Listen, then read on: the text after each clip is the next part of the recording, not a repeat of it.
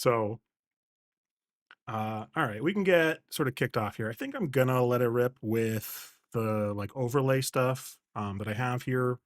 If it gets to be too much, we can turn off portions of it, or I can at least like hide some of the inputs while I don't need them necessarily. Um, but this way you get to see things like, oh yeah, it's perfectly optimized. This is like absolutely the best run, no notes. We're not going to stop about a billion times on different frames that I have a problem with, uh, or things that I notice that I'm sure not everyone sees necessarily. So, um, yeah, no, I agree. That's like they just don't have a vision for what the run was supposed to be. Is really what it comes down to more than anything else. All right. So first things first, maybe we'll kick this off here in midway through or midstream or mid thought. Um, this is the four-player community center task. I was developing this. I started this back in sort of mid-September as part of submission for Ramp Rascals, which was a mutual aid event to support Awkward Squirrel, a member of our community, in helping getting an accessibility ramp and helping pay off some medical bills and support for rentals for her for mobility scooter or wheelchair, I suppose. So I started this. I got a ping to be like, "Hey, do you want to take part in this?" Again, like mid September, and I had this stupid idea of being like, what if I did the most complicated run possible that I don't have any of the tools built for, I don't really know how to do, and I don't know how to estimate how hard this is going to be or how long it would take.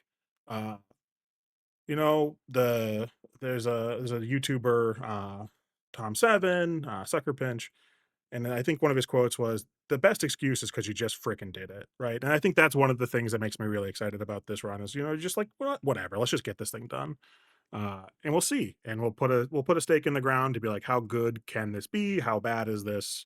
What do we have to do to improve, or where are there gaps? Because one of the hardest parts in tasking a thing, in particular in a game like Stardew, where we don't everything kind of cascades or snowballs, is it's hard to know what the capability space is or like what's possible, um, because you could do everything, right? Like ostensibly, if the luck or the RNG lines up, you can get like a million gold really, really fast. You could get all of the items dropped randomly. You could get a billion mixed seeds, right? Like, so it becomes a challenge of like, what is a reasonable or realistic thing? What do I need to hedge for items?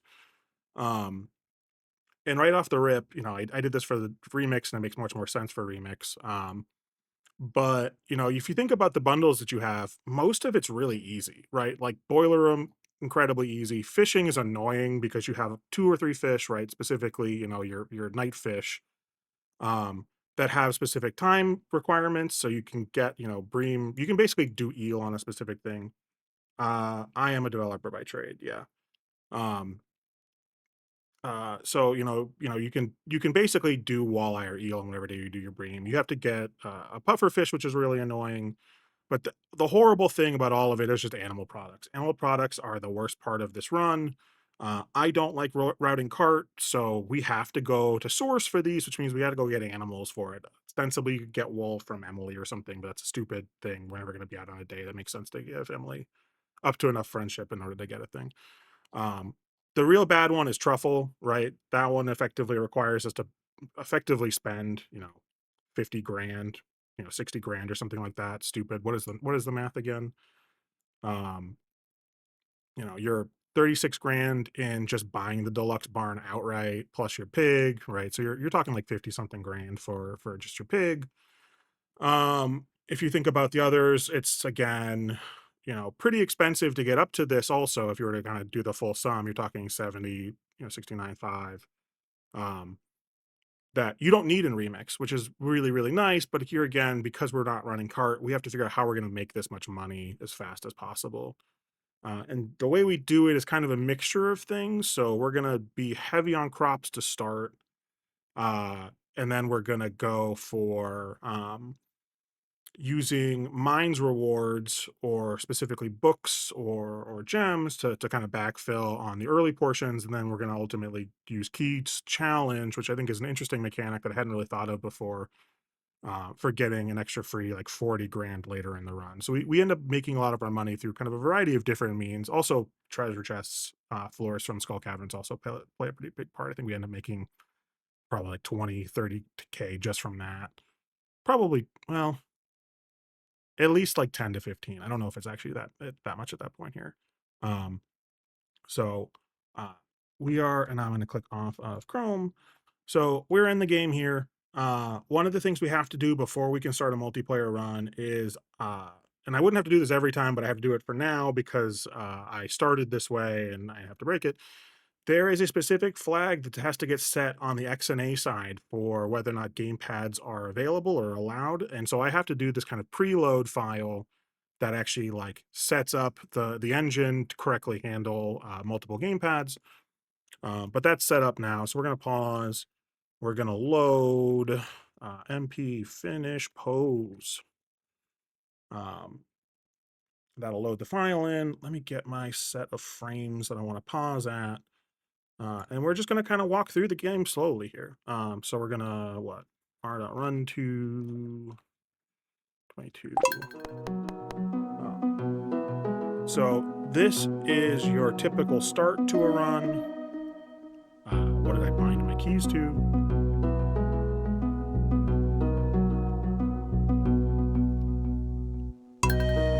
So we come through, we load our character in, we're gonna do all the individual inputting for things, we skip intro, set up our character. This is the most important part of the run, right? You have to be task guy, obviously, as we come through this thing. So we're single stepping frames here just to walk through like this portion here. At this point, all of this is an automated thing. I have a thing that just says, hey, what are the inputs that you want? Yeah, and they kind of go from there. Again, because we are running multiplayer, we need to actually come into the options menu here. We're going to remix Mines Rewards. This seed wasn't really picked for Mines Rewards. It was picked almost exclusively for weather in spring and summer and the crop fairy manip that'll happen here in a second. Yeah, I know. Let me pop it. Better? I lowered it by like 70%, so hopefully that's better. This is just like, unfortunately, like title menu music is so freaking loud, and again, everyone complains about this. To beat a dead horse for it, but so we come down here, we swap our cabins. There is so much here that I don't know, right? Would it be better to have 7 cabins? Would it be better to flip the layout around a little bit? I don't know what the best option is. Hey, Gab. I think there's a lot of play that you could do in this that I don't really even know how to like mentally estimate here. 3 was just because I have 3 other players that can come in and I'm just not going to think that hard about it. Now at this point, I have already made a mistake. So I'm playing Forest Farm. You'll notice here, I'm still on cookie gender. This is not right. You should always be on money gender for pretty much every run, unless it's remix and you explicitly need cookies from that. That's just a whiff. And also, I just didn't pick this. My like automation tooling doesn't auto swap these things. And that is just like a weird whiff. And I didn't realize this until like 30 minutes into the run or whenever I get the cookies, and I was like, oh shoot, I completely messed up. Um there's like Lizard, there's a couple times where it makes sense maybe, but like generally I think you want to be money gender like 90% of the time. So we click out. We're obviously going to kind of scroll through here. I'm just going to unpause for a bit as we come through. We are now doing the like player loading here. So everyone's individually going to go select their character. Actually, we'll just unpause here for a second.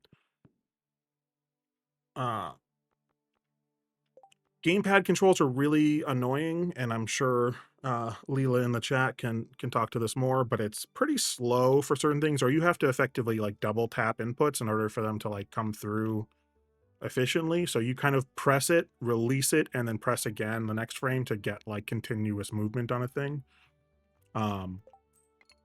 So here we're memeing pretty hard. So player names or whatever, it's 2, 3, and 4. I think if I had spent a little bit more time, I had to come up with something more inventive.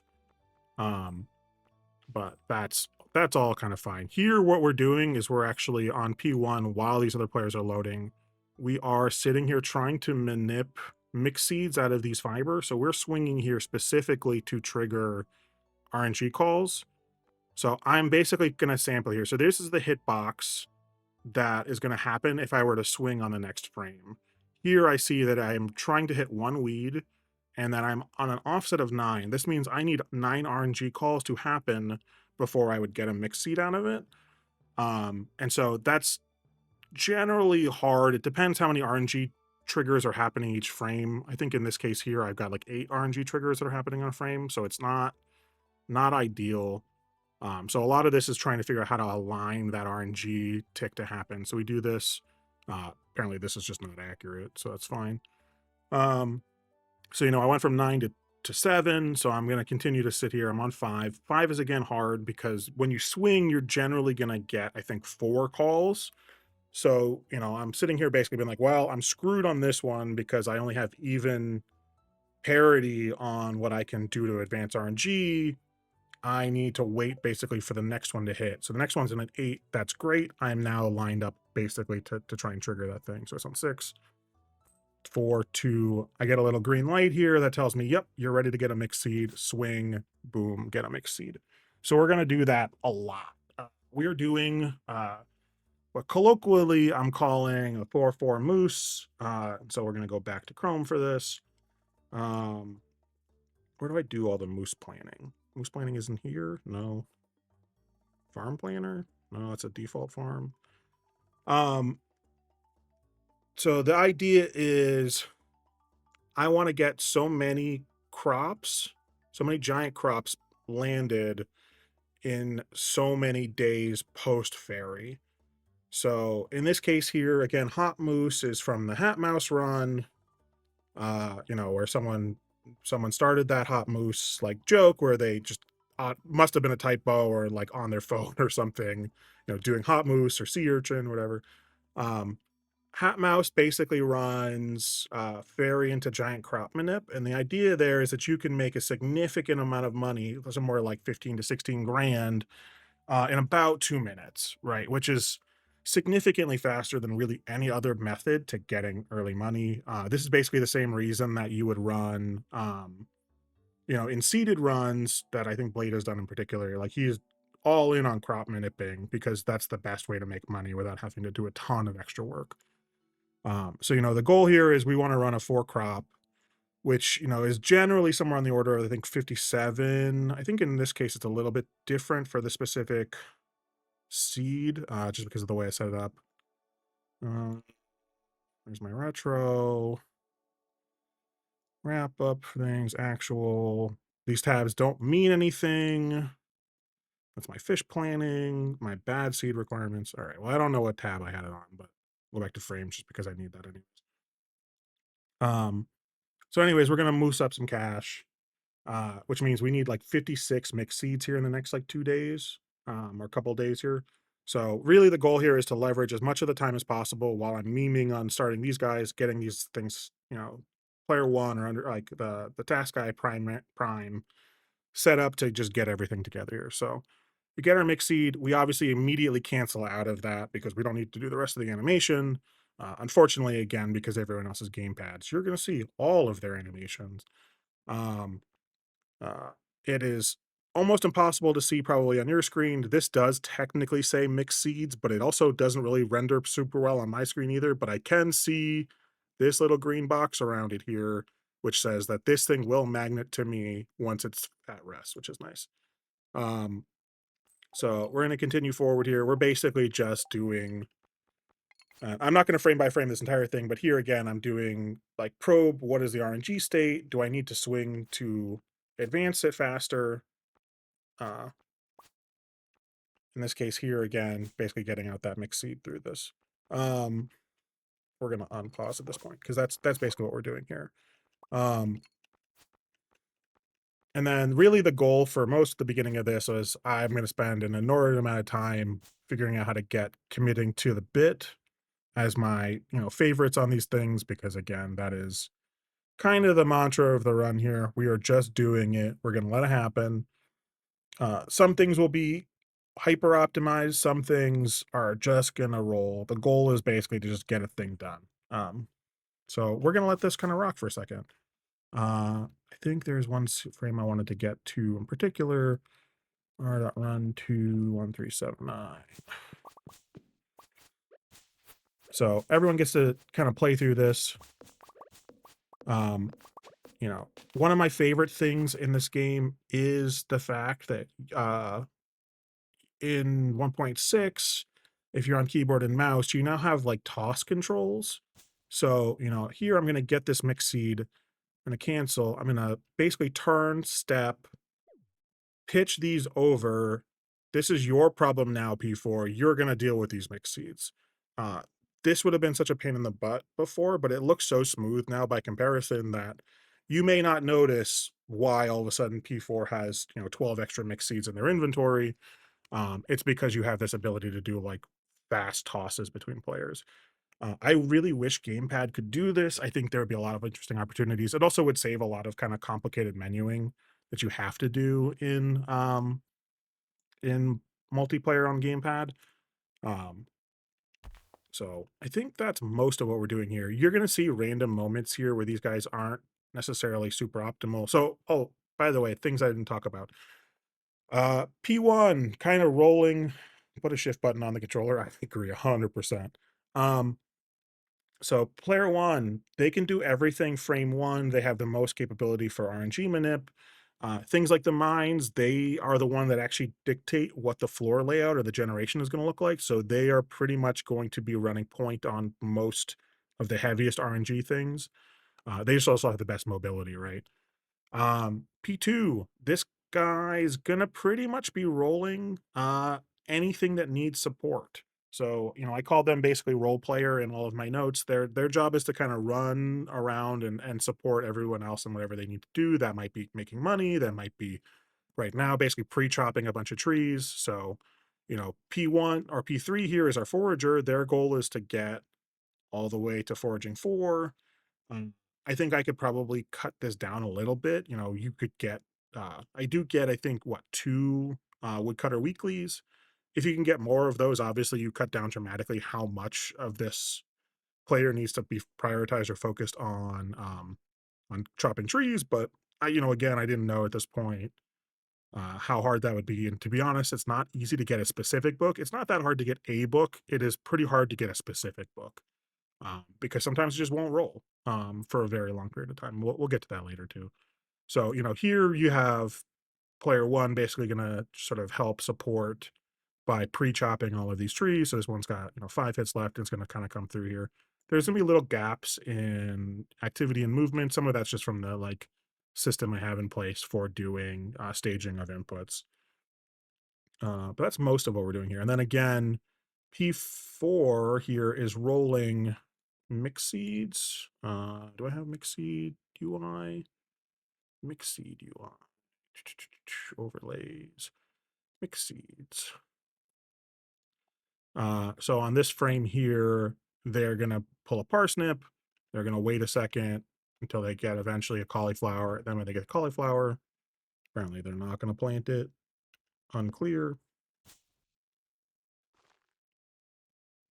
All right, well, I don't know if I just missed that one previously or what happened there, or maybe they were locked in the animation. I just didn't do it, but um, thank you. Uh, I wish I had given myself more time. Some of this stuff is really, a little bit jank to get started. It certainly, I would say, works. Works well is a different answer, to a different question, but it gets us there, and it lets us at least kind of get through this kind of run or complexity of this kind of run. So yeah, so again, we're basically waiting for frame RNG on this player here to lay down these mixed seeds. Because again, our goal is to get a block of 25 down on a specific tile so that we can spike a fairy into the center of it. The fairy center is actually part of the seed. As long as I have a 5x5, the fairy will always hit the center, regardless of where this thing is in the 1.6 era, because CA changed it to only pull on where you have like crops laid down. Previously, it used to be pure random, or not pure random, but like a much more complicated method of picking the spot that the fairy would show to. This seed happens to have a really convenient middle RNG, so I don't have to do any extra padding. Um, so we're gonna lay down our 25 cauliflower seeds, and then we're gonna roll as many extra seeds as possible here while these two are basically grinding as much experience as we possibly can. And we can look at the experience that this guy has as we kind of go through this. So we're gonna unpause for a bit. Um, we did that seed toss again, kind of coming through here. Again, some of the inputs here, maybe you might miss a frame or two, or you're a little bit slow on certain things. The actual routing of them is a little interesting. Unclear how to do some of that better. But, again, P1, all they're thinking about is just getting mixed seeds on this. They don't care about literally anything else. We do our pause there, or our zoom in strats there. So everyone's zooming in here. This is because, again, fairy speed is really, really important for everyone who's played speed running or casual. The zoom is important to reduce the screen real estate the fairy has to move across. P1 is going to hit this tree a couple times because this guy is maybe a little late, maybe probably should have been running back earlier. This is going to be a repeated pattern throughout a lot of this stuff, is that ultimately scheduling is a huge pain in the ass. Figuring out when do I need to run back with a particular guy, or when is someone going to be done with a thing, unclear. So right now, effectively, we get a bunch of extra hits into this because we are waiting for him to reach the same point. So we went basically down to this tree is now prepped and ready to go, so that on the next time we hit it, we get the tree chop. Everyone's going to go to sleep. Then we get our nice fairy cutscene. Everyone's synced across this whole thing. Just so slow, so annoying, but it works. We're going to sleep through the second because we don't actually need to do anything. We're going to wait for the rain on the third to water the crops that we need, and also our giant crops grow on the nights of the third, on the nights of the third and the fourth, I think. That's not true. We have one crop that I think grows tonight, one grows tomorrow, and then whatever. That's my favorite, by the way. I might rewatch that again. What do I want to do? I want to pause frame equals 5122 F reset.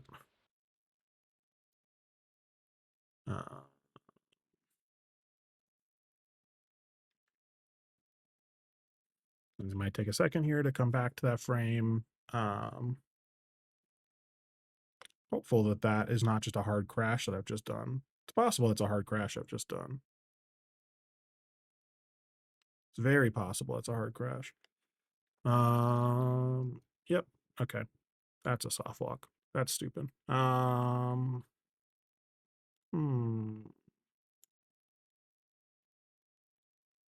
Yeah, because every frame is going to be thinking it can pause. Okay, well, hard crash, we get to quit and start over. Great. Close window.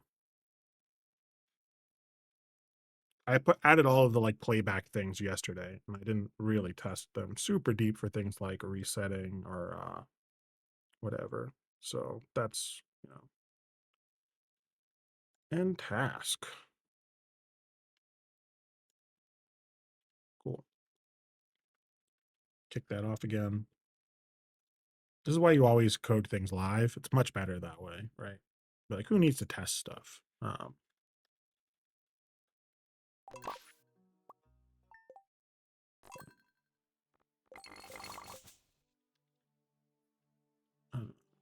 And it didn't pick up the game on the second attempt. There we go. What do I want to do?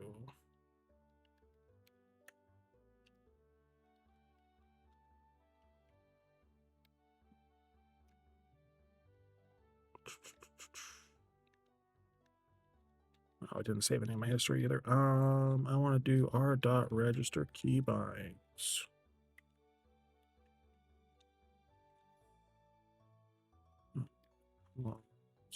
Load, no, load and be finish pose.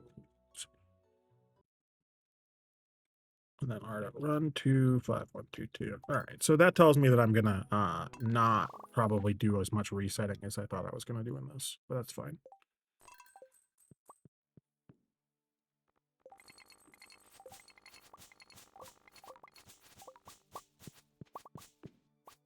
So we get to watch again the high speed mines are mix seed gen.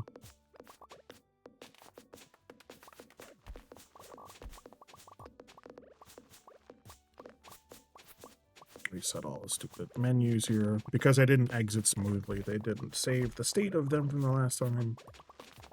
In fact, actually, I'm just going to close these ones out for right now. I don't think I need anything else set up. Okay.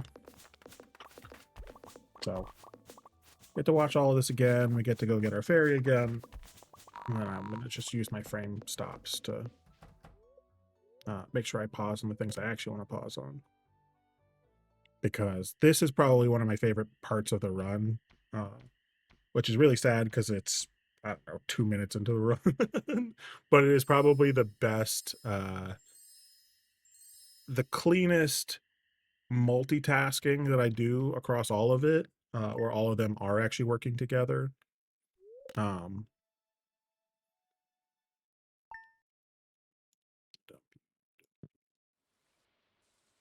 I'm going to turn off these layers now. So,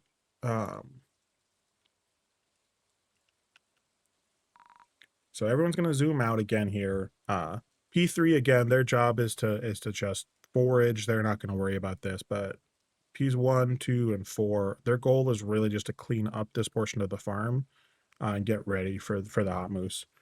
And to me, this is just my like favorite thing because they all come through as they're zooming out, and we're just like full prepping this farm space specifically so that I can pull everything. That actually happens pretty quickly, but I'll walk through the like P1, what's going on here. Um, yeah, I mean, to be honest, I could never be involved with this in real life either. So, again, we're prepping for another giant crop that's going to be down here. We're going to have one over here. One here, one here, one here, and like one here. Um, so P1 mouse is over a tile, and when it's ready, basically thins into this thing. It wants to get into this specific tile with the center of its hitbox. It picks up on the same frame it picks up, it moves the mouse because your pickup is on the current mouse, not the mouse that you move to. So it moves over to here on the same thing, and then moves to pressing X, then right click, X, right click, X, right click, and then swings and then cancels out. So you're able to pick up all of those in a very few number of frames, right? Like that's like 9 frames or something, or 8 frames or something to pick up this whole thing. Um, really, really convenient.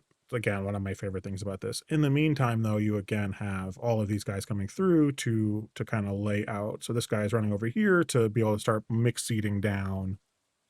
Um, P1 again is going to be rolling for mix seeds here. P4 is going to be out here basically helping prep the actual giant collie spots. One of the things you have to be careful about when you're like doing this, and again, anyone who's played multiplayer obviously knows this. It is really easy to accidentally try to give somebody an item. And this happens a lot in the run where I am like just slightly too close to a player, or I am moused in the wrong way, or I am facing the wrong thing. And so I have to be fairly careful most of the time that I'm not going to accidentally do a, hey, would you like my mix seeds? Um, so again, we're going to plant all of our collies down. We're going to get everything prepped here.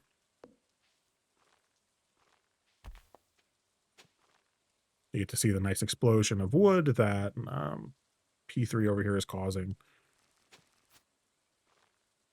What I also love is that the way that the other players see you, and again, this happens in multiplayer a lot, especially in glitchless runs where you have, players animation canceling. You're like estimating, the game estimates like what they think that player's interaction or like animation is going to look like. And so here, P2 and P4 are like, oh, he like P1 swung a scythe. So he is going to be in that scythe swinging animation, which is why it looks so goofy here, because immediately they're like, wait, something wrong happened. Well, I'm just going to keep the animation going regardless. Just because that's what I kind of estimated was supposed to be happening on this frame. Um, so you often get very weird like pickup, like lock. Oh yeah, 1.6 made this significantly better, but you will still see like strangeness where you will see somebody animation canceling, and so they kind of carry an animation through a thing that they definitely aren't actually doing. Um, so again, we get some nice, animation cancel swings up here. Uh, Thankfully, a lot of things like this in particular are automated, so I don't know if it's going to show it here or not. No. Um, But, when player 1 swings on a thing, they're effectively locked out of giving more inputs until they're finished with the full swing. I can obviously turn that off if I don't want them to, like, auto animation cancel. So I have some basic logic that helps advance the game for things. It's much easier in a one-player setting when all of the time is based on that player, but it basically locks me out of having to worry about this player while I have other people doing inputs. Um, so, again, we've prepped the farm for this. We get to place all these things down.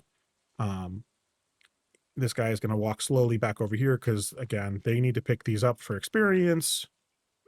Um, I think this is an area that I need to figure out what's like actually faster. So no real parallel actions. I mean, the parallel actions are happening across every single player simultaneously, right? So like I can input for everybody individually. The goal is one of the struggles in tassing, in particular multiplayer tassing, is that like I have 4 different players to input.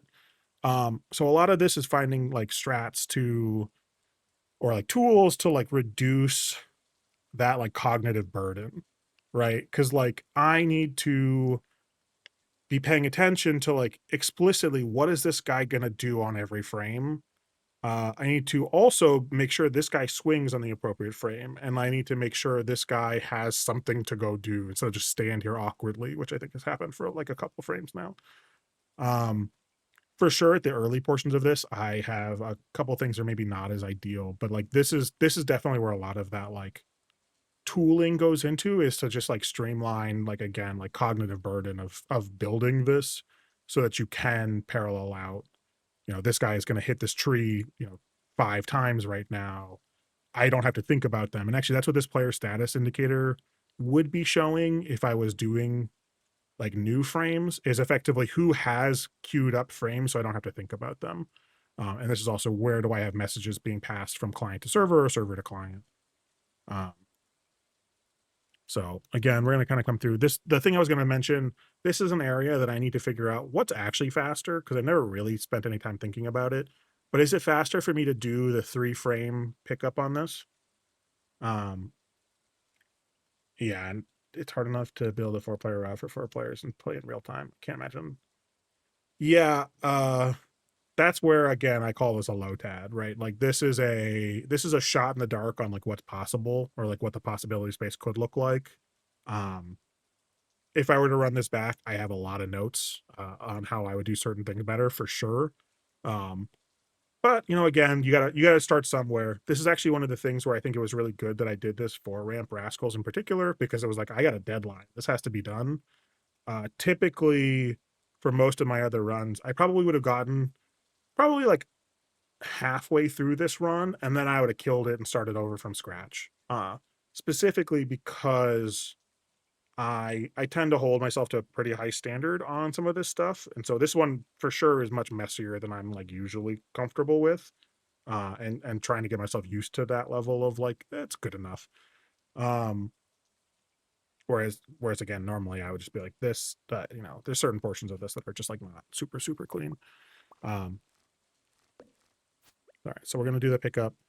I keep trying to say this and I haven't said it. Is it better to pick up 3 things at a time here? Like I did like this 3 in a row, then I did this 3 in a row. Is it better for me to walk here, pick up 5 in a row, pick up 2, right? Like you could do the frame math, but like there's also the movement speed difference that I need to someday actually sit down and like calculate what's faster here in terms of like, especially when you're picking up large scale portions of the farm. Like if I'm picking up here, is it better to walk and pick up all 9 or all 8 at once? Or is it better to pick up 2, then 3, and then 3 because of the movement speed difference of walking over the finished crop? Someday I'm going to look that up. All right. We're going to be done with this day finally, I think. We're going to run to 7,800. So we get to clear this up. Everyone gets into bed at pretty much the same time. That's like the ideal state, obviously. Um, get this guy out again. These guys got nothing to do today. You get to put the chest down, which is convenient for tomorrow.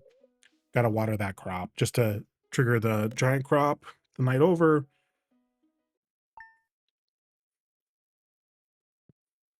This day is specifically so you get these 2 to water this, and you can basically do a dump inventory so that tomorrow when we go to the mines, P1 has a clear inventory.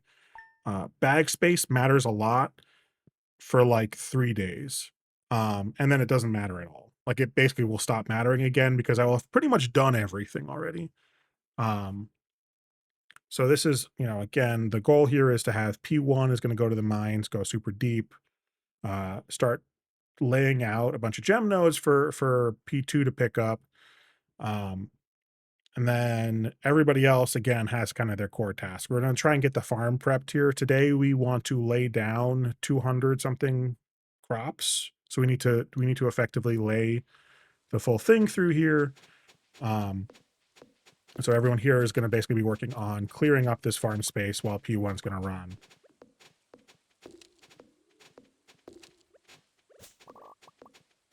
So, and, there will be some things that look a little bit wonky as we come through here, and we'll call it out. Like immediately down here is a moment where like I very clearly reset past a trigger and I just like didn't notice until way later and didn't fix it. But P3 did, or P2 did their inventory dump, gonna run and follow. They're actually probably just as important as P1 is. So here is where I have like for sure like low tatty things, and if someone wants to call it out, it's very easy. If you watch P3 here, they're just going to be running into this tree for a bit. That's not any reason. That is just I reset past a trigger and I didn't re-update their sequence of actions. So they were planning to walk here to swing at this tile. And I like reset backwards through the like action that they did where they broke this tree. So that's why that happens effectively. That's basically a bug in my like queuing system.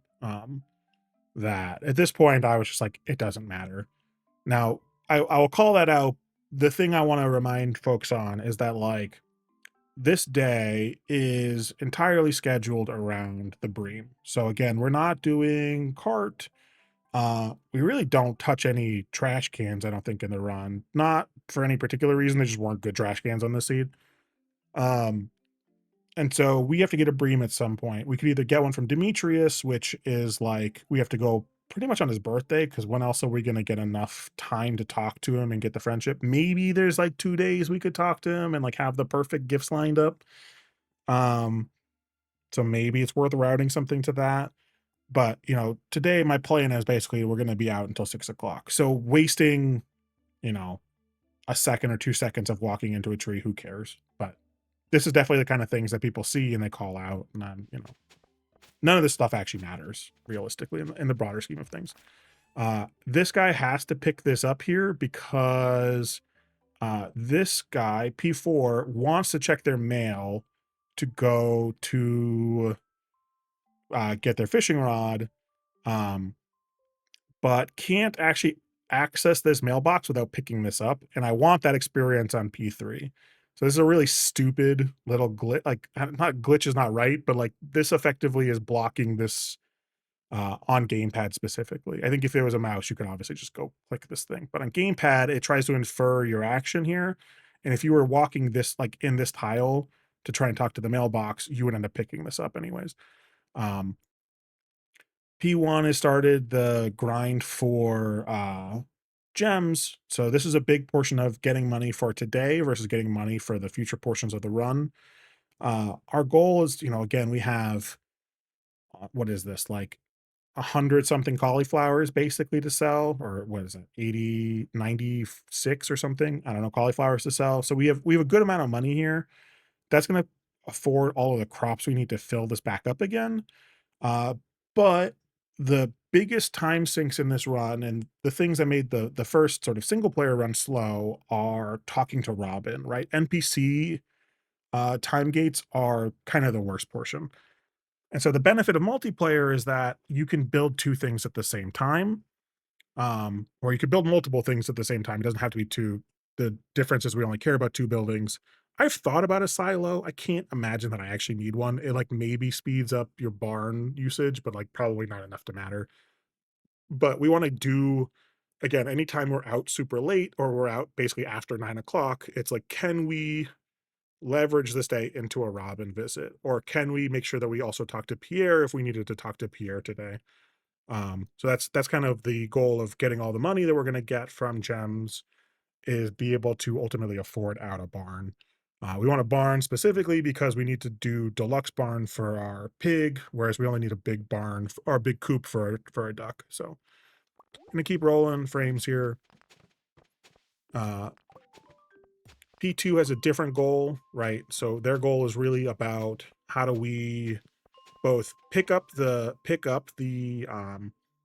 extra gem nodes that uh, P1 is triggering. Gem nodes have a different gem in them depending on if there's a ladder on the floor or not. So sometimes I will hit a gem node specifically with P1 because I want the gem that's in it.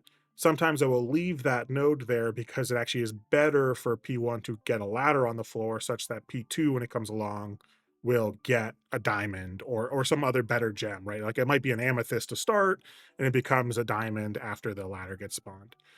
Um, Here though is kind of the like beginning of uh monster hits, monster killing in particular. So uh this is kind of the when CA made the changes to how the social menu works in 1.6, you know, he kind of cut the door on doll farming, which was kind of an overpowered strat in 1.5 for getting tons and tons of money. But thankfully gave us sort of the opportunity to start grinding money in new and interesting and kind of jank ways by trying to kill monsters for books. So for folks who had seen kind of the like theory task that Mr. Wint put together forever ago, he would kill a monster and like every single monster just like shit out 100 books and like all the drops in the world. That doesn't work in practical gameplay, or at least not unless you were going to pause for forever between each individual book. Some of those drops again are maybe not physically possible at all. So, you know, again, this is the hit box of where that tool, that like weapon swing will be on a frame, and we are just looking at what does our RNG state look like. So currently, when we hit, we would hit them with RNG count of 65617. We need it to be 66720. So this is how many like RNG calls need to happen before we would get a book to drop on killing them. Now on this frame, if we were to kill them, we would get a ladder, which is nice. Um, but we're not going to get a book, which is the thing we're ultimately trying to get here. So right now, effectively, what this player two is doing is just like probing this RNG to figure out like when am I going to get a book out of this thing. The scary part is that I have a slime here that I do not want to interact with, just because it's going to like make manipping harder. Specifically, I don't want to hit two things on the same frame here. I'm really only trying to isolate hitting this thing because the determination of what this guy drops is very early into a frame, so I can do kind of a one frame look ahead. The second you get into more interaction, it becomes very, very challenging to do. Um, so again, P1, gonna keep rolling. P2 here is just sitting and being like, hey, are we ever gonna get this thing? We're slowly seeing this countdown. Again, there's not a good way to manip RNG to jump very efficiently in 1.6. Again, this is where social menu fiddling in 1.5 was really broken, is because you could basically walk your way into rare events by just moving the RNG pointer super far into the future. We just don't have access to that, right? You're seeing that like, hey, we moved maybe 13 that frame. We don't see anything on this frame because we're actually not set up to hit it this frame anymore, because we're gonna do some swings to try and do some better alignment. I started doing this early where I was trying to like heavy manip, like when I was going to specifically get like or like how I was going to get each individual book. Later on, it became very obvious to me very quickly that that kind of manip was not going to be sustainable because we're talking, several thousand like attempted frames basically to like get into this. Um, and so, immediately becomes like a how do we use the clock efficiently of like real time my life clock to be able to get to something like this. So right now we might do a couple random swings around to just try and sync this up. The other thing that's annoying is that, again, I have to wait all of these frames on a manip, whereas P0 or yeah, P1, sorry, can like one frame RNG advance. This guy has to RNG advance in like a factor of like 20 frames basically. So it's just much less control over what you're allowed to do. And so at some point I just stopped doing this because it's just not efficient. Um, so again, we're basically aligning this thing here. I'm curious if this is going to cause a desync because I'm spending too long in the mines at some point. We'll see. There are some weirdnesses in how the game works still. So it's not perfectly sync, but it's mostly synced. Once I'm out of the mines, it's not really a problem, but mines are the place in particular where like weird things can happen, particularly with the music system that cause problems here. So again, this guy is just kind of slowly keeping its hitbox over this monster just so that it can make sure. We'll actually abuse a bug in the or an exploit in this bug's like movement system at some point to pin them later. The problem you have, and I'll get to it later, I guess, but basically to like lock it in place so it stops moving, so it's easier to manip against. Um, so we're, again, watching this counter come down. We get this guy jumping at us, which is really scary because we just do not want to deal. We thankfully don't get slimed here because that's another thing that we're just super trying to avoid. Um, and I think we have effectively triggered. So here on this frame, if we were to break it, we get a book 4, which is a combat book. So we get that. That is basically what all of that slow walk around, a couple swings is for, is to just get a combat book out of this guy. Once you killed so many monsters, I think it's 20. Now my brain is forgetting the specific number. You can start to get void books or the monster compendiums to drop. Those are worth 2,000. This book is worth 500. You can also get skill books that are actually useful to the run. So we're gonna get a couple woodcutter weeklies at some point. So we're just gonna let this rip again. Um, Oh boy, it is. Hopefully recovered. It was a little laggy there for a second. Um, it's very laggy. It does not like doing this.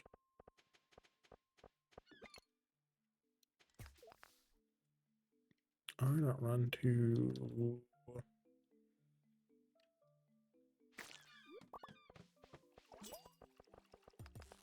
Hopefully that like clears itself up at some point. You see that I have some bugs in my like overlay system where like things from other players are getting rendered across different screens. Um, amusingly.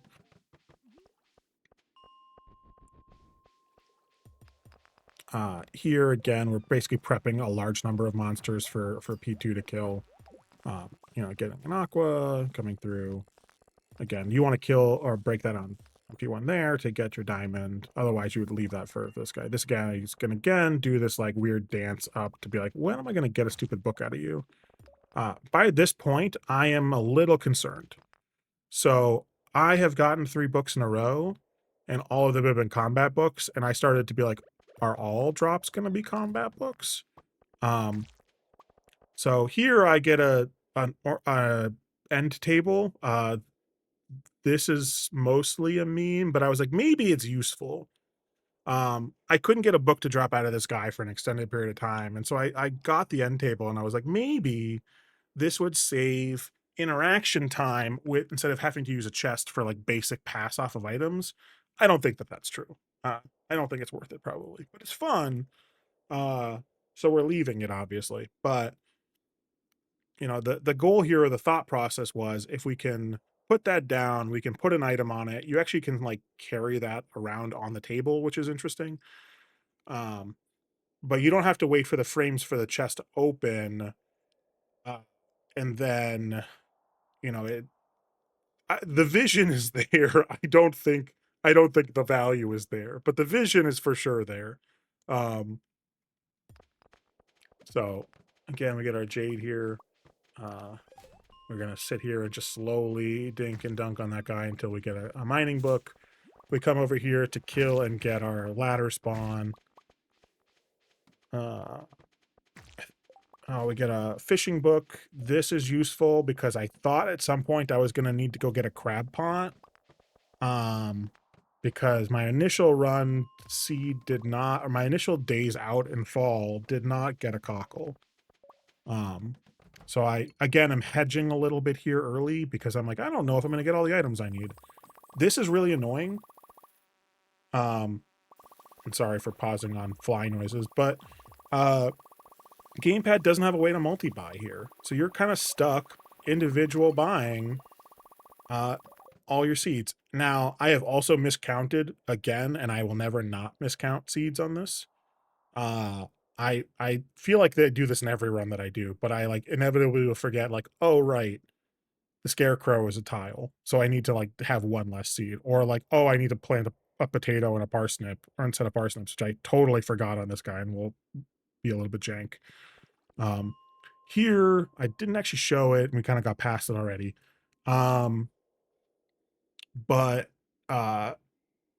and I guess I can show it with the next one maybe. But we effectively have broken this bug's like movement code by being flushed to this wall here when the collision happened. So the bug will be collided with us and will collide with the wall and then basically breaks one of its update checks so that it will never move again. It will just sit there against the wall for the entire time.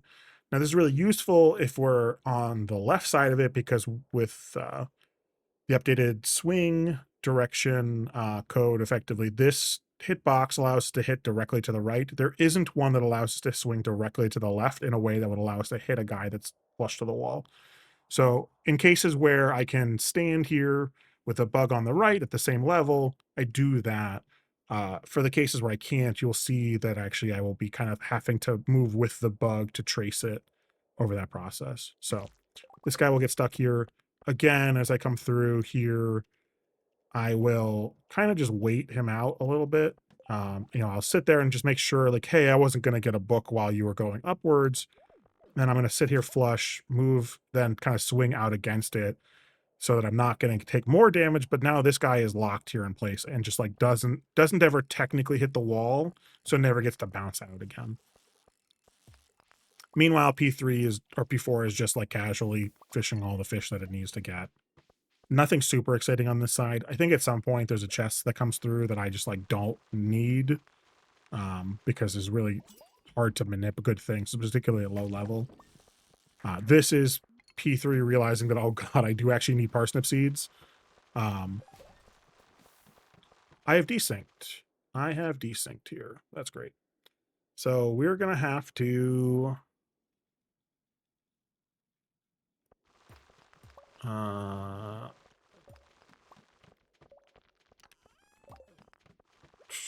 am I going to make this work? Have reset.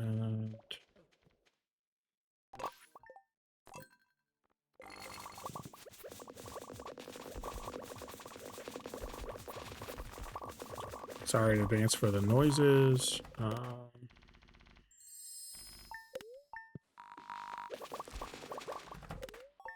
That's not the code that I wanted.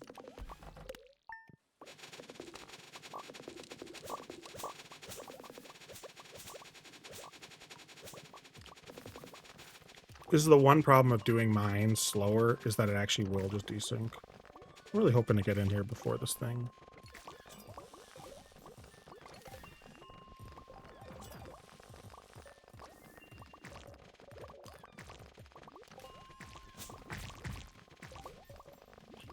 I don't think that's going to work.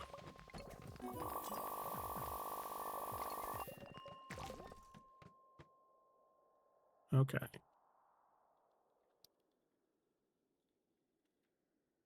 Cool. All right, we maybe are back in synced again. We'll see. Uh,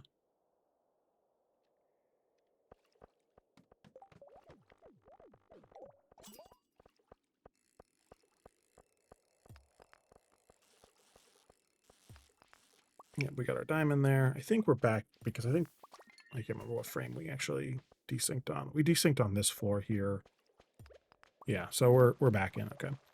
I may do a little bit less pausing in mines, particularly because the music system in the mines, apparently I still have a bug in, where if you're in for too long, it plays through the active song, and it's the only place that has an RNG check against the active song in a way that I thought I had fixed, but apparently do not. So we'll play through this. I don't think there's a ton. I'm actually going to click off for a second. It's going to run a little bit slower. Okay, so I did so I just did a inventory drop. The goal there is, again, to make it easier for us to ultimately buy all the stuff. We need to have, I think P3 ends up coming through and picking up all the excess gems that we collect today and then selling them off to Clint. One of the things to note is that we did not get a earth crystal at any point in the run so far, so we will also have to get one of those from Clint. But it's convenient to be able to just get a diamond whenever we want them. Here we spend an inordinate amount of time waiting for that monster compendium to drop. I'm sure there's things I could be doing to speed that up, or maybe I should just go get the diamond first. I don't know. Similar with this guy here, we're effectively just walking to be like, hey, when are we going to hit you? Okay, we like brick you in place, and now we'll come get your thing. The combat here is whatever. I have almost certainly desynced this combat. So that's great too. That's going to be annoying. I guess we're going to have to just... Well, oh, yeah, control a playback frame, so that's actually convenient. Yep, we have desynced. F reset. Oops.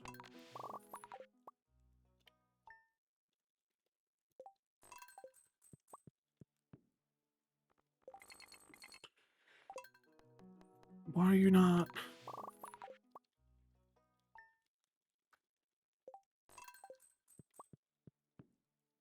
Oh.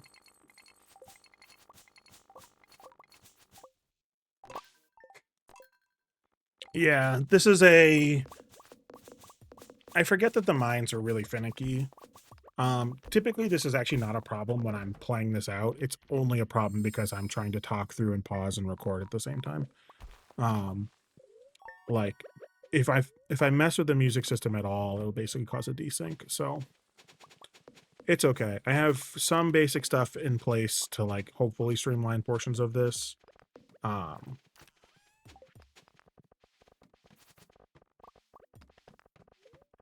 So we'll get back there in a way that hopefully will be a little bit saner. And then I will probably refrain from pausing too much while we're in the mines today just to get past it.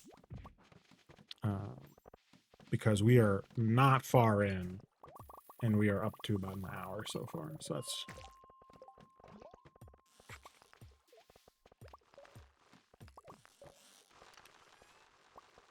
You get to watch the same thing I have to watch, which is mostly a black screen while this thing's going on.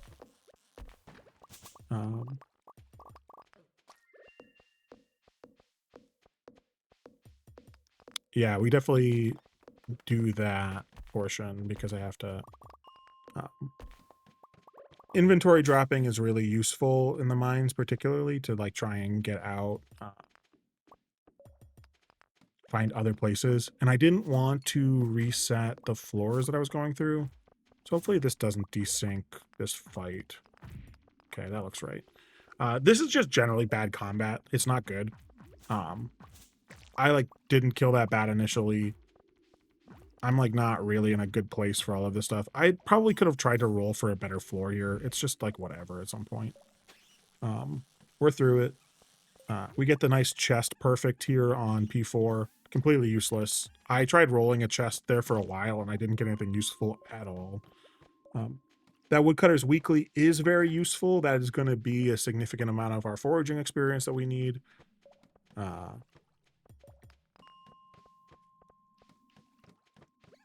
I might just let today fully roll out because today is one of the biggest desync possible days. And I would like to not have to do a bunch more resets. So we get our wood mallet there, which is nice. Um, this floor is great. We actually get 2 different crates that have 3 hardwood in it. Uh, and that's just super, super convenient. So we're up to 7 of our 10 already.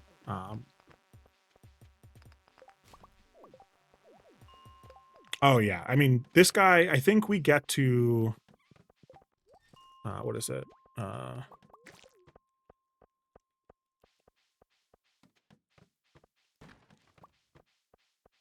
is it, mining level? Already level 5 mining on P1 right now. I think P2 is mining level 3. If I were to go look at foraging level, we're level 2 foraging on P3 right now. So it's just not ideal. This is the hard part is, and I think everyone feels this obviously in 1.6 runs, it's just like level 4 is not that easy to get to. You know, I have to get 2 different books. We get a prismatic shard there. It's 2000 G. Beyond that, not super useful. I thought about turning that into a thing. Here we do a disintegration of that metalhead with a hammer spam. Again, more book manipping here. We get to sell to Clint. We need an earth crystal, so he's going to break some geodes for us. This was just fortuitous. I didn't plan this initially, obviously, but it happened to be that their multiplayer ID was well suited for getting that. Here, I didn't give myself like any space to put that cabin. Like I like really didn't plan for that appropriately, and I messed up and didn't clear this fiber here. That would have made putting that barn in a much better place. Like I just like straight up with that, and I was like, I have already manipped so many books at this point that I am not going back. Um, but you know, we were able to buy out our backpack. Um, we obviously like planted the farm at some point, which I apparently didn't pause on, but meant to. This bug is really complicated because you like kind of need him to be in a good spot. Like I can't freeze him in place, so I'm kind of stuck doing this like dance up and down.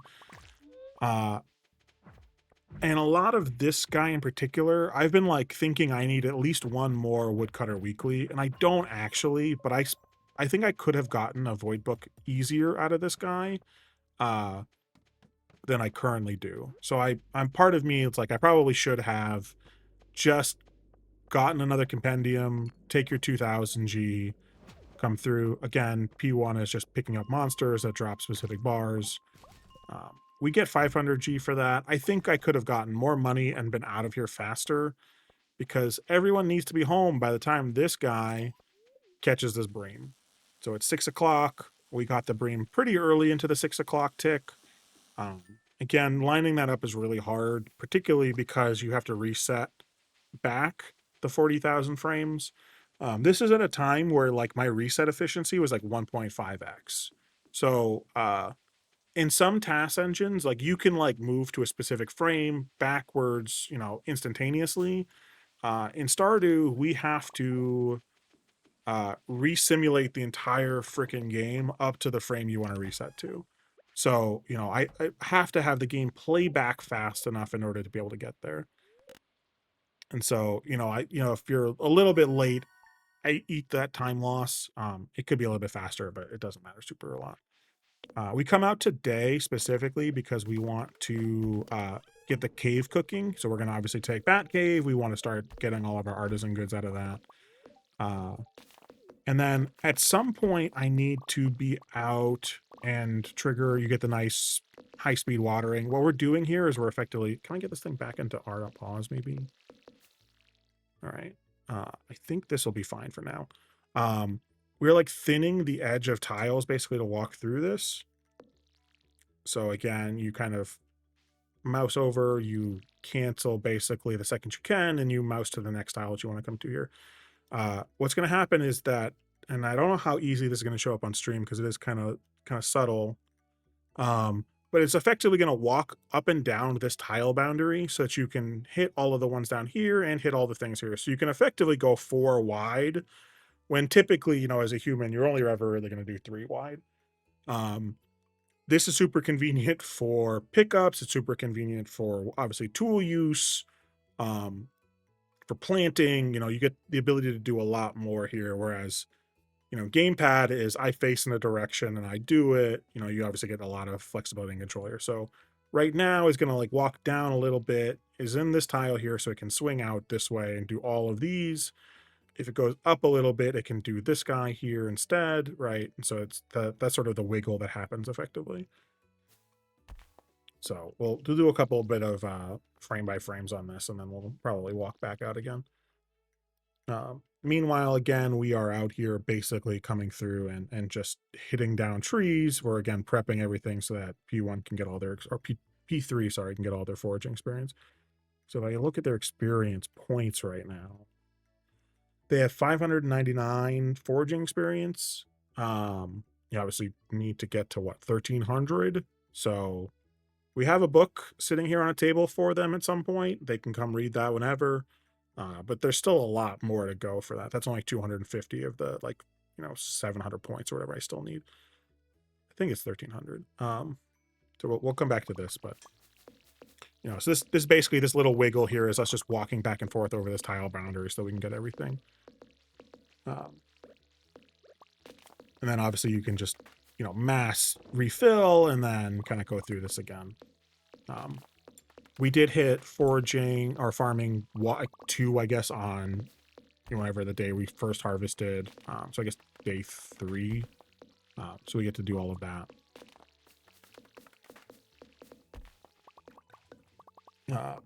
I finally decided to hit this. I actually desynced here in my other run because those are supposed to drop me fiber. I need more fiber specifically for the cookout kit at some point. Doesn't matter. I desynced and was like, I'll just live with this version of reality. It doesn't matter. I could almost certainly be doing literally anything else with P1 right now instead of just sitting here. But again, the goal is that on Summer 1, we're going to be able to unlock the Skull Caverns. And so at some point, we need to touch the plaque. Today is as good a day as any. It ideally would be a day that we water, just because that takes 30 to 40 in-game minutes. So there's some amount of time span that's already happened.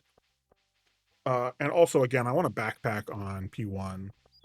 Because we are going to go to Skull Caverns, and there's just like a lot of inventory that we're going to want to be able to play with, and it's just really convenient to have. Basically, after Summer 2, I actually don't really care that much about inventory space anymore. Again, I've mostly, the nice part about multiplayer is that you have tons of time for turn-ins, and you have tons of movement and capability for doing those turn-ins, so it doesn't matter a ton.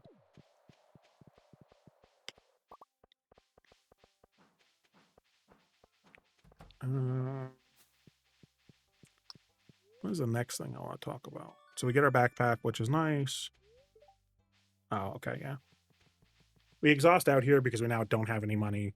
I probably could be exhausting more on your gamepad players. It's a little bit slow to do, but they would almost certainly get back. Well, if I were to start using box breaking for energy spend, that's probably the actual way. This is a classic problem on gamepad again, is that P1, if you hold the mouse down, if you hold left click while this is happening, the screen actually advances 3 times faster. But on gamepad, you can't left click. So you can't do that, and it only checks for specifically left click down. So P1 gets to get through this menu incredibly fast, and everyone else is basically waiting for the stupid OK button to proc so that they can fade the menu out again. And that's why you get kind of that weird disjointed P1 gets to do whatever. Now we're going to start step manipping for the farm cave. So the goal here is, again, we want to get all of our artisan goods out of the farm cave as soon as possible. Coming up with good manips for this is not easy. I have it now set up where I can basically forward predict what the farm cave will be from my current state of this thing. which like would not port outside of the TAS engine at all because it has to very specifically look at how the like farm is structured. Oh yeah, I mean the player one like task guy needs to do the fastest thing possible, even if he's being held back by the folks running vanilla on the side. Um, some of the other portions of doing the step manip is to not have things spawn in the cave. One of the challenges you can have is that it obviously will fill up over time. And your goal is basically to make sure that it doesn't fill up with a bunch of garbage. You only really want it to fill up at least with the stuff that you actually want. Uh, we because of the rain setup in this file, we do have to hand water 3 days past planting. Um, so we did it on that summer 7 or spring 7. We're gonna do it today. Really, no reason. It could be any particular day. I choose to take this as a moment where I have some time to go pick up this morel. I probably don't actually need this morel, but I had the time to pick it up, so I figured I would. I didn't mention before, but we already got our wood skip. Wood skip is like basically the only real reason we're on Forest Farm, because I don't want to do an X upgrade if possible. We got our mail money from mom. I guess was it dad on this character? Right. Right. Yeah, dad. Um, which also is a convenient, again, 3K that you get to make on everyone who chose money gender. I don't know if I've already picked up my cookies or not. I can't remember if I put that down on the table yet. So we're gonna sleep until spring 27. That's our next water day. We do specifically that day because we're trying to proc giant crops to spawn.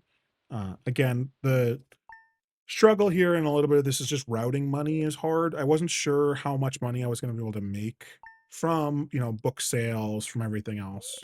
Again, we have got a full set of crops down. We have bought a barn already and we have 20K in hand and a decent amount of wood. It's actually hard to see inventories because the stupid chat menu in multiplayer pops up and takes up so much of the screen every single time, in a way that I think is kind of funny, to be honest. Like it's super silly to me. Um, so just sleeping. And I could probably optimize a little bit out of the 27th. I end up watering every crop. I definitely don't need to. I could have just watered the ones. I don't have to water all the ones that are going to get turned into giant crops anyways.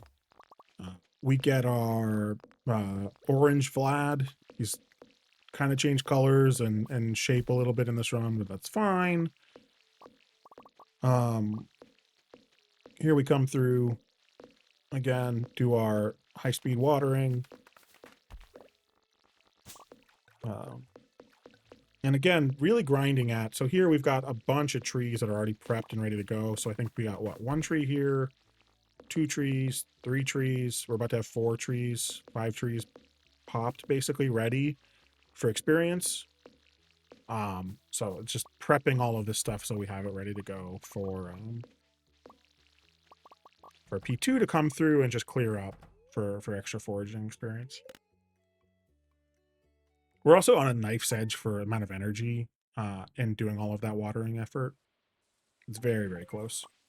All of these parsnip spots were on specific tiles, such that as long as I'm level 3 at the start, which I'm gonna blow way past on this day, I blow all the way to level 5, but as long as I'm at least level 3, I don't have to worry, and I can just pick them up, and they will be gold.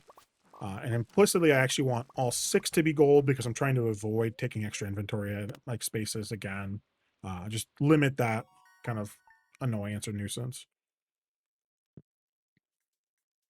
Um, so this day in particular, I probably would change some things up on.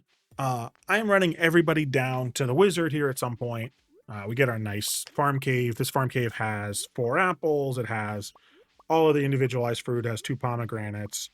Actually has some more peaches in there and other things that we don't really need. But we've got all of our fruit immediately here. We've got some extra fruit so we can keg it later. Um, I'm running everyone down to wizard at this point. I think I would probably tweak who goes to the wizard on this day and when, because I don't really need everyone to do it. I love that pause there. They'd be like, should I swing at this? And the answer was no, apparently. I don't know why. Couldn't answer that. P4 is going to come back up and decide, I don't actually need to go to the community center today. P1 going to run into a weed because I am just not paying attention at this point in the run. Gonna go pick up all the wood that got left over. And then I'm like, oh, I should really prep the farm, huh? It's probably a thing that should happen. So thankfully, again, plenty of time because we are going to rock until sort of the 9 o'clock. Pier open so that we can ultimately get everything out here. Samantha told me this. I didn't realize this at the time. I probably should have had this player one standing outside of the CC so that they could come in when I finished the bundles over on the left. So that they aren't sitting through this animation because they're going to get locked into this while this is going on. I very easily could have brought them in now and they would not have this like animation that they get locked into. So they'd be able to start this turn and process hopefully a little bit faster. P1 leaves early and gets stuck in this like kind of movement thing, but they're going to casually be walking down and be ready to walk into PRs at 9 o'clock still. You know, they're far in advance into this. But so there's definitely some time save here in terms of just like not having P1 do this. P1 gets to almost get everything in and prepped. This is a thing that stinks. So in this is again a thing to speedrunners. If you see this bundle complete all the way spanning your screen, you should click. That will make it leave. On gamepad, you cannot click this. And so you will have to sit through all 3 or 4 seconds of this bundle complete thing. So again, speedrunners, please click this bundle complete. I shouldn't have to watch this for like 3 to 4 seconds because it's just slow. Right, so you have to watch this entire thing come through. Whereas on P1, he was able to click out of this just immediately, effectively. So we finished this. We did get the furnace here. I didn't call it out while we were in the mines because I was kind of upset that we were desyncing and I just wanted to get past it. I pick up a lot of copper that I am unclear if I need. And some of that process is just hedging. You get this really great, how does gamepad wiggle to do like planting that I like a lot. So it's, you know, it's again, doing that same idea of how do we straddle a tile boundary so that you come through. Again, really carefully not giving P3 a melon seed in that process. Now we are waiting for some inventory flip to happen. And I don't remember why. But there's something that P4 is waiting for that they're going to pick up from, I think, or maybe just prep for when P4. Oh, I think they're picking up the watering cans. No, oh, they're picking up all the fit. Yeah, they do pick up a watering can. So they needed the watering can from P1. P1 has so much time. Again, the timing on this is like not great. It's also 11 o'clock, like borderline. The problem is I want to go to Skull Caverns. So like I need some time to be in Skull Caverns. But like borderline, we're like at pufferfish time, pufferfish o'clock today already. So it's a little bit of a nuisance there. Probably should try and figure out how to make that better. It's definitely one of the areas that I'm like most interested in and improving probably is like, what should I be doing at the beginning of this season or day? We get to put that down. Again, I probably could have just gone and manipped another copper bar, but I need at least one more copper bar to get a tapper so that I can start to do this. I think, yeah, so player 2 or player 3 are at this point already, so like P3 down here already has level 4 foraging, so they can make it. They just needed this extra copper bar for this. But today we're going to go until the pufferfish at noon. So P1 is basically like, oh, we got to go get the skull key. So we got to go race all the way down.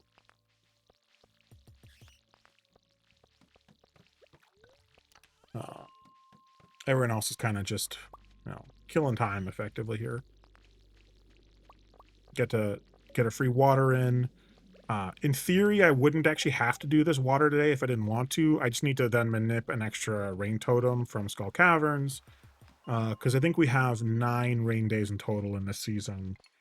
Uh, and we got a free water on. We had time to water on summer 1. You know, again, because we're out today, we can just water again, so it's not too bad. You know, we catch the fish that we need to early. Again, we could have gotten all of these treasure chests. There just isn't a need to. There's just like nothing good that you would get out of it. Or you would spend forever manipping to maybe get like 10 bait. You're like, great, thanks. Um, I think this grape was very annoying for some reason. Like that was like one of the only grapes that like existed. For, forage location spots on the seed were pretty okay, not terrible, not not wonderful either. P1 got here a little bit early, but it doesn't matter again. The goal is basically to just pam blocks that you can get over to Skull Caverns as fast as possible. We do need to get a sea urchin at some point. The only reason you maybe would want to do again, like some kind of Emily strat is that that's potentially 2 items that you could avoid getting there with sea urchin and wool, for example. But we'll just go get that later. Thankfully, sea urchin is the kind of thing that we can just like step manip for, versus a lot of the other like core forage things that go through. We get a pretty chill sturgeon here. Really just not that bad. People have a problem with that. It's just very simple.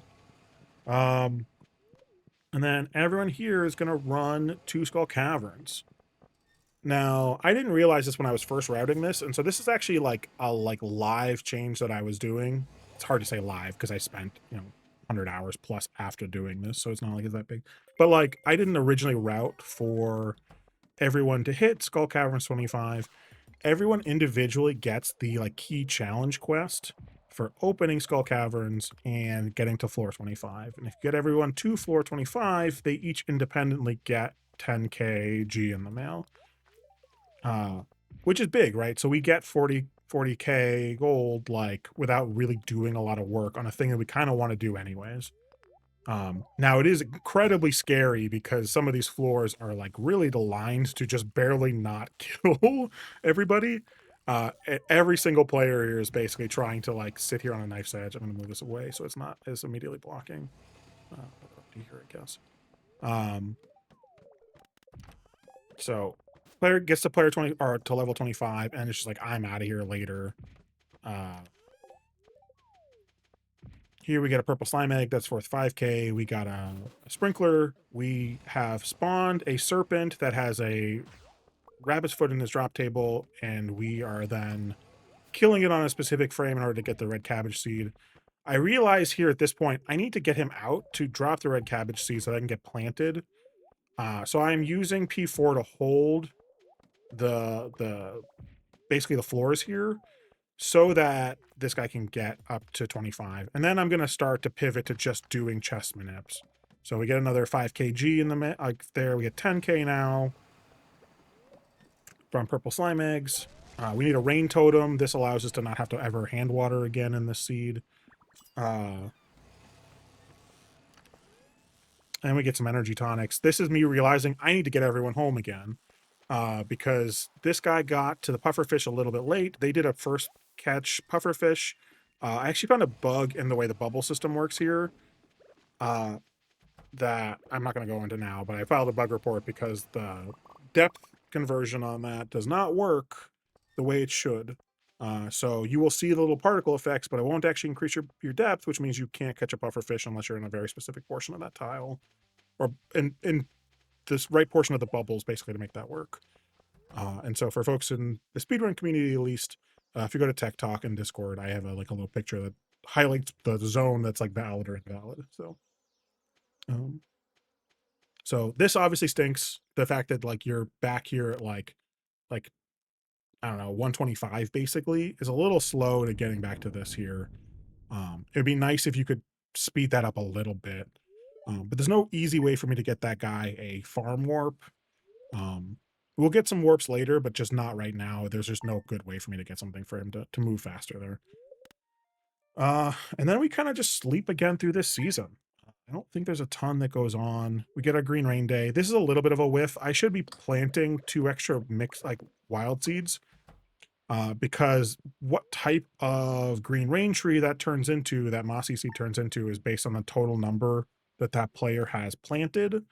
And I just didn't know how that mechanic worked until I got to that day and was like, oh, okay. I probably should have done something that would have sped that up a little bit, but it doesn't end up being super delayed there. But again, it's just small little time losses as you go through. All right, we are pretty much, I think, when is the next? Uh, my notes just say classic gamepad L is the next thing we're gonna stop at like 1130 or 113,000 frames. I don't remember what that one is.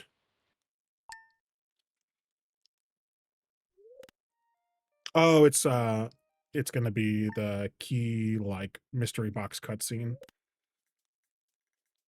So in a couple days that'll trigger. This is another one of the moments where like all cutscenes are skippable. Sure, believe it. Um, couple more sleeps.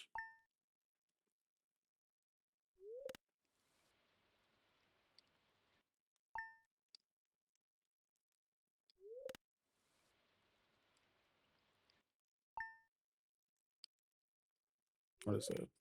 2 more days? Yeah, probably tomorrow.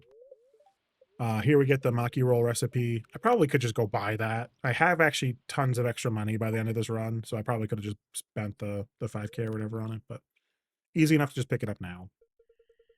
So you press escape with a keyboard, and you just get to quote unquote skip. You're still stuck with this thing on your screen. Gamepads can't do anything. You are forced into watching this whole thing the entire time. So great. Again, obviously, P1's just sitting here waiting. Everyone else has to kind of go through the full thing. Is it only 200G? For some reason, I thought it was like 5K. It doesn't matter. Like the money itself doesn't matter. It's mostly just like, when am I going to go talk to Gus? Um, I think there's maybe opportunity also for like coffee. No, I'm thinking the triple shot espresso recipe is like 5K. That's what I'm actually thinking of. Um, like I think there's times I could maybe go and buy coffee there.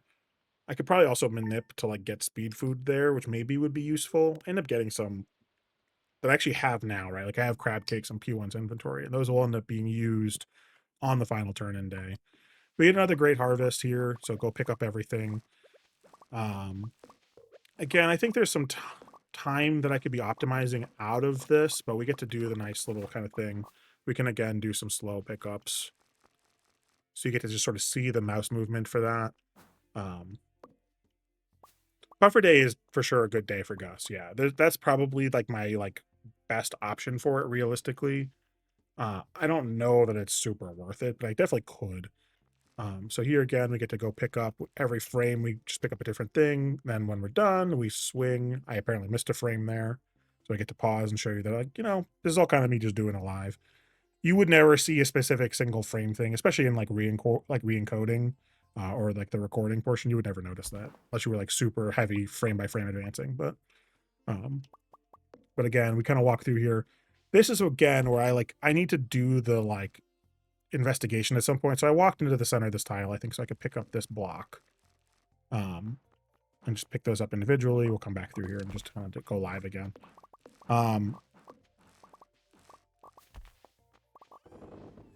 Do we sell everything out there? I don't know that selling the chat like to thing there matters. The problem I have, and the reason I do that, well, I have to sell the eggs, the purple slime eggs. So these do kind of need to get sold today. Again, left click this menu to get out of it faster. Is that I want the 10% farming like skill buff on sale. And I also need P1 to be around to buy stuff from Robin, because I need to buy a lot of things from Robin. And single instance buying 2 stacks of wood would be really, really frustrating. So it'd be funny, but really, really frustrating. So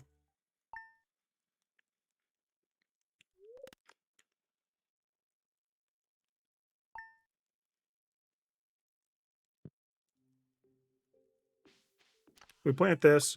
We're gonna setting up the farm. Hold down left click and smash E for fast shipping menu speedrunners. Yep, exactly. Um, so we're prepping this. We have specific tiles that give us our gold quality pumpkins for P1. I hoe up way more than I need to here. I apparently messed up a mixed seed, and I was like, I don't have to worry about resetting that because again, time does not matter really here. We are going to Robin's today to do our big barn and our coop build. Um,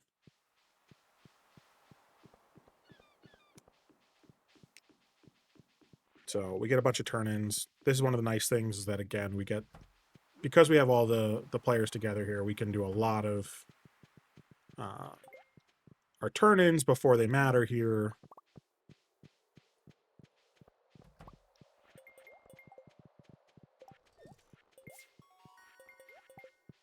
Uh, I did it a little bit fast. I might walk through the menuing for this a little bit, which is kind of interesting. I don't know. I'm assuming I do this. I did get a cockle. So my entire fall is a pivot from my initial route. I didn't plan fall to work the way that it does. I was expecting to have to go much later on building. Um, I mean, making people panic that I'm walking out of the barn is very, very important. That's like a crucial portion of the run, to be honest. Um, I had originally planned to like have my buildings done on like the 13th or something so that I had like 1 day to get the pig. And then midway through, I think I was like, oh, actually, because I have rain on the 9th, which is a Tuesday, uh, both Marnie and Robin will still be working. So I can just schedule my buildings and upgrades for them, such that I can get that down earlier and hopefully it reduces some of the like oddities on how animals work, or it gives me more time to like futz with animals if I need to do it, which it turns out I did. So, and we'll get to that portion too. Um, walk through a little bit of the menuing on this. So, again, none of this is perfect. You just see the fish tank guy just accidentally opened river fish for no reason. Crab potting. Okay, we got to here.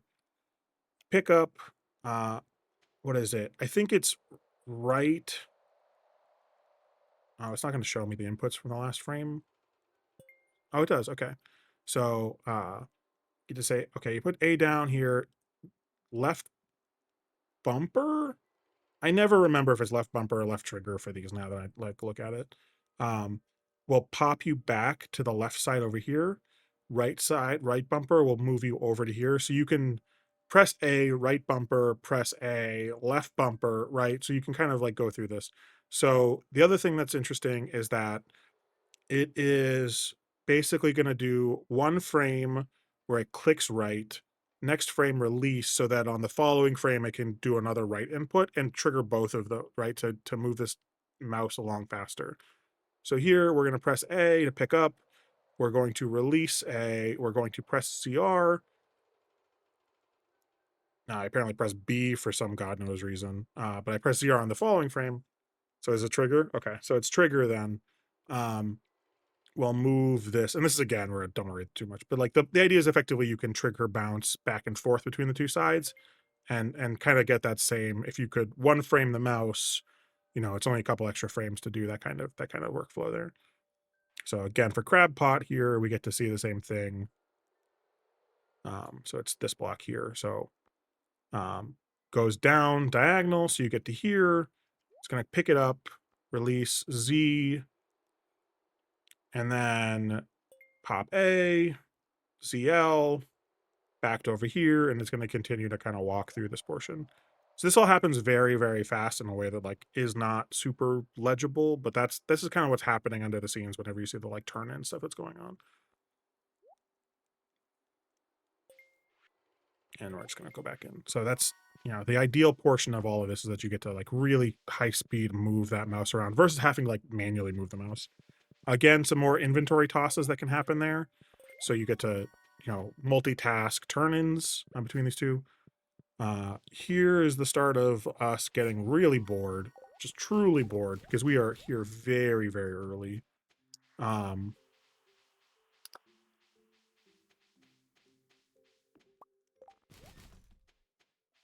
So we get prepped and ready to go. We do a little bit of inventory manip there. So effectively at this point, we have almost everything we have turned in. There's really very little extra to be doing here. We have all the experience we could possibly need. We just have to hit a couple milestones. We have to get a walleye, which is like a noon on a rainy day, and we have to get all our building upgrades. So it's really the time in most runs or most task runs where you're like, I got nothing to do that's worthwhile. So let's figure out something to do. Um, so we have a little choreographed dance here where they kind of come through, a little jank, but it looks good. It's fun. Um, has really, it's maybe the most essential part of this run. Um, come through here.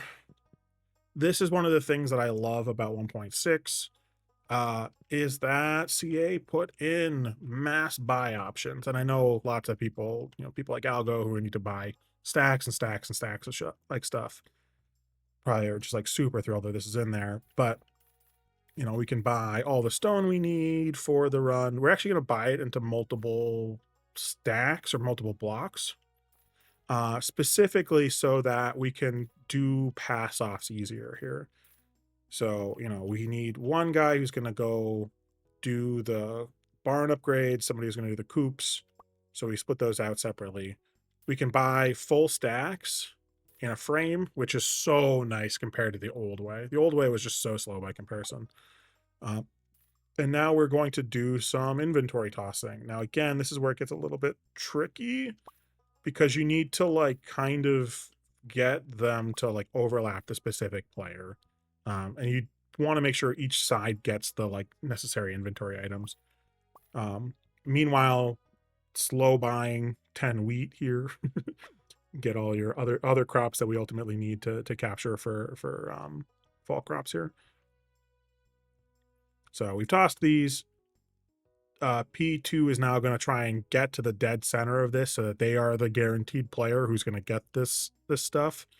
Meanwhile, P1's going to back run over here and make sure that they can drop off the other half of the inventory items. We get our rice here. I only had to reset once because I forgot about this, so didn't forget this every time. I sell those mixed seeds. Really, truly don't need it. I don't think I need that money, but I do it anyways because why not? There's plenty of time here because these guys have to also run back. That this just doesn't really matter. This yam seed, I could probably get away without doing it. If I were to just go find a Dougie, that's probably the like alternate strat. Is I think there's areas where you could get a yam from Dougie's. I think you could get some of the like winter forage early that maybe speed up the like actual winter forage final day. And if I was willing to like set up another scarecrow or something else, I think I could have planted from mixed seeds the wheat in summer. Um, but doesn't super matter again. So here goes through and upgrades the barn. Again, really annoying that I didn't move that up. I think this is roughly where I learned that there was like the menu option for doing that. Again, so shout out I think to Samantha who told me that. Um, where like you can actually like as host set up a menu option. It's really annoying that Willie does that. I really don't want this fishing rod. I don't want to have the level up thing because I have to skip the level up thing now. But everyone comes back.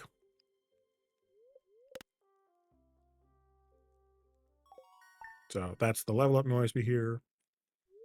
And we're back into sleeping until the 7th.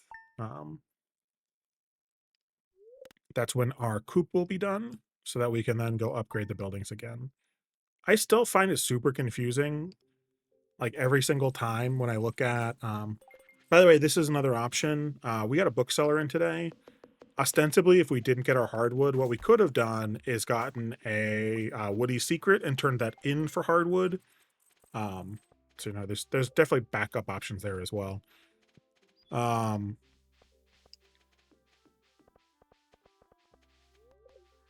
I lost my train of thought on the other thing I was going to do. Oh, here I'm going to go get a ghost fish. Did I forget? Yeah, I could totally see how that would happen. Or like having the like farm or the like client management menu right there seems a little dubious, um but again, we're waiting until 9. uh doesn't super matter if we perfect catch anything. Really, again, we're kind of in like sim to end mode at this point. We have to catch a walleye and we have to obviously do all the animal stuff, but really nothing else is super heavy that we have to like walk our way into. So we're gonna run and go get this really deep urchin because why not? Um, again, this is one of the things that got called out a lot in comments. You could totally make a bunch of paths on your farm at this point and like very minorly speed up movement on specifically farm map. It would save a little bit of time. It wouldn't save that much time, but it's something that like P4 has been sleeping for like an hour. Like you could totally do this on like a bunch of random days and it would be fine. Um so it's one of the areas where like again, minor optimizations that are probably worth doing at some point. But again, you're also sitting here with like two characters that have not moved for forever, right? So it's like what are we nothing here really matters that much. Uh Again, if anything, maybe moving the cabin up a little bit to be closer to the like north doorway or on the farm is maybe useful. But again, we're we're kind of in sort of sim to end mode at this point. Doing that upgrade on a gamepad is really wonky. Your like mouse spawns off screen in a way that is like very, very confusing. It like doesn't snap your like mouse to an available building. You kind of have to scroll, which is very, very strange. Sometimes it doesn't work that way either. I didn't really understand what was going on. You get to see the cat, which almost blocks flat almost blocks this guy actually here on P1. In some instances, I do get slowed down by that, which is like the only time that is like maybe a detriment. Nice things in 1.6, you can sleep in other farm buildings. So again, we're going to start to move everybody into our cabin and our barn here. So right now we have fully upgraded buildings, or we have a big coop deluxe barn. P1 is going to go off to the Skull Caverns, and our goal really here is to get some auto grabbers. The convenience there is that we don't have to worry about picking up all of the eggs that come into the coop. We don't have to milk the cow ever, so we get to avoid that. Now, there's some friendship loss for not milking the cow, right? But we were never going to milk it every day. That warp totem ends up coming super helpful um, because we don't have to we can pass that off to somebody so that they can basically work back to farm a little bit faster.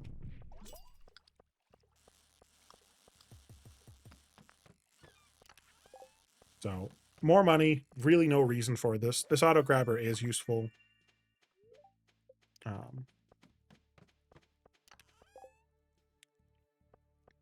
P3 here is basically waiting specifically to go get. I actually had reset past a thing. I thought the predictor I feel like I was using incorrectly was telling me there should have been stuff in some of these crates, and there absolutely wasn't anything. We're picking up a bunch of useless stuff. So we got some seed makers, some crystallariums, some more rain totems, some more sprinklers. Effectively, we're going to use those for like tile blocking. This is a thing that I probably should have spent a little bit more time thinking about also, is like laying out stuff inside of the barn and the coop to like move animals around or keep animals confined.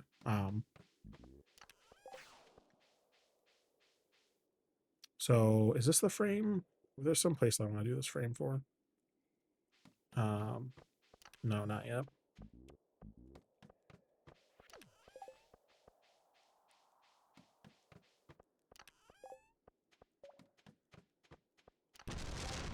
So we get more energy tonics. Here we did this like drop because we're actually going to be doing some trades between P1 and P4 when they come back. So P1 at some point is going to want this totem for our final turn-in day, and P1 has some items that P4 will ultimately want. Otherwise, we're mostly just waiting for things. We got a second turbine. This is something that I probably spent, I don't know how long manipping for, like several hours. But the the items that are in a chest aren't determined until you actually load the floor, but you choose the floor on the frame that you select it. So like the second this like P1 right clicks on this ladder, it picks that it will be a ladder or a treasure floor. But the contents of the chest won't be determined for another like 40 frames. So I have to do a bunch of manip on a character who's effectively paused. And so I can use the other characters to pause, at which point the entire game state will be like the entire game is paused. And so RNG like increments will happen differently. Um, and all of this is because I need to explicitly, so they pause in a very specific set of frames. This guy unpaused in a specific frame so that I could make sure that time triggered again so that we get this stupid blue hat. I again probably spent like 4 or 5 hours specifically manipulating that hat. Uh, and it's very important, so like I had to do it, but like this is the thing. P3 is buying animals here. I have an off by 1 error. So every time you buy an animal, they get assigned a like unique ID or an identifier for that animal. And then that identifier goes into the calculation that is used for um like when they're gonna do a deluxe drop. Like so when they maybe make a big egg or a duck feather or what have you, right? Um I have an off by 1 error in my code, which I didn't realize for like an extended period of time. Uh, Thankfully, I can mostly back it up. Most of the animals that I got actually ended up being fine for it. They're just a little bit more delayed than I would like. So here again, we did the toss. Get some warp totems, get to seafoam pudding, some crab cakes, and it's going to go off to the river so that it can catch that walleye, which is really the only thing left we have to do today. P1's going to run down to go buy a ton of hay. P3 buys enough hay for the actual bundle turn in, just so that we can have that done. There's random crab cakes strewn about so that everyone has a food item. P2 will go through and just make sure everyone's happy here to start the day, do all the like basic petting stuff. Doesn't need to talk to the other ones because again, their friendship doesn't actually matter at all for this. P4 will catch the angler. One of the interesting things about the angler's RNG is if it picks this, it'll pick a spot that's actually below the height of the bar, at which point it gets locked into place because it can never actually reach that point. So in this case here, that angler basically like played itself and just got fixed to the bottom of the screen. Here we're gonna do some basic tossing so that this guy has some hay to lay down to basically backfill in here. Extra hay just in case they need it for some whatever reason. P4 again, waiting on that walleye. Consumed the seafoam pudding after catching the angler because again that walleye is a pretty tough catch, so we want to make sure we get that one fast. But otherwise kind of just waiting here. I think there's a lot more I could be doing in terms of like locating the like or like boxing out space so that these animals don't run away. It's one of the areas that I think I would want to play with a little bit more. But we get the walleye here finally. We're a little bit late into the 12 o'clock tick, but it's fine. P3 decides I should probably grab my bed and move that over here. Then P4 is going to go sleep in P1. This is a terrible bed placement. This is just stupid. There's like, you leave the bed left and I want to go talk to this cow. So like, this is just bad. Like this doesn't make any sense. So, and actually I will just go fix this on the next day because I didn't feel like resetting. So I do this again. I kind of want to be on the, like, I want the cow to my left really in an ideal world. This is good enough. And basically every day somebody's going to leave their bed to minimally talk to some set of animals. You see P1 and P4. P4 is touching that like white chicken that's kind of hidden in this corner here. While P1 is going to walk out so they can also place a bunch of hay down. While P2 here is gonna be doing kind of those, like, small hay placements up here basically to, like, backfill. We already got past our, sheep, because sheep are just grow in, what, 4 or 5 days or whatever it is, and are just immediately done because of the auto grabber. Um, it's just a lot of kind of very small amount of interaction that's gonna happen every day here. Um, in a couple days, I'm gonna be annoyed at the uh, duck in particular. So that's somebody getting farming one from petting animals, which is kind of annoying. Um, but it doesn't end up losing too much time.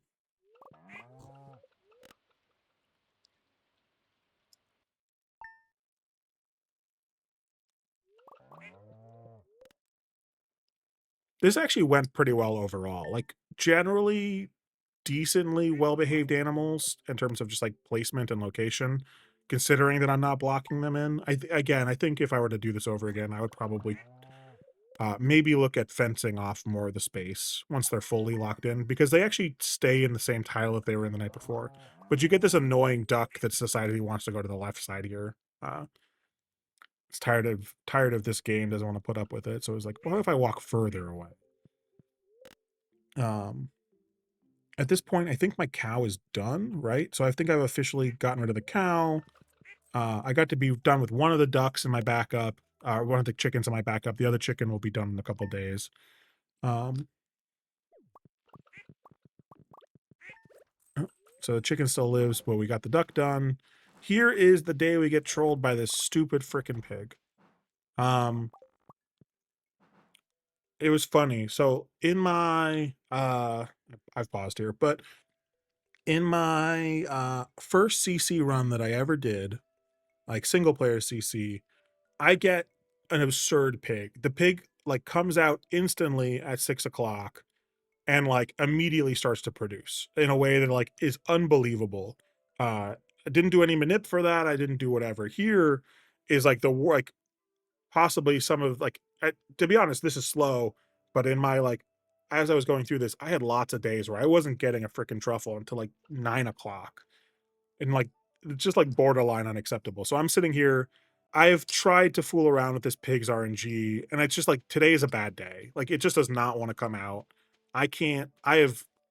You're not seeing the like hundreds of resets that I've done to like get to this good of a pig. like, um, and again, because every single reset is 6 minutes to this point, 7 minutes to this point, um, it is brutal to try and figure out how to make this guy just do anything. Um, so lots of tool swing tries, lots of whatever, and I just did not see that I was making a super big advance on this. Um, but I got him out of the door, which is step one, because he will just walk back inside, and sometimes he'll just clip back inside on his own. Um, Here I have the others out because I'm like, maybe I need to be doing more manip, but thankfully he finally produces. I really should have moved this bed closer to the door, but it doesn't matter that much at this point. I lost so much more time to the pig than small amount of walking there.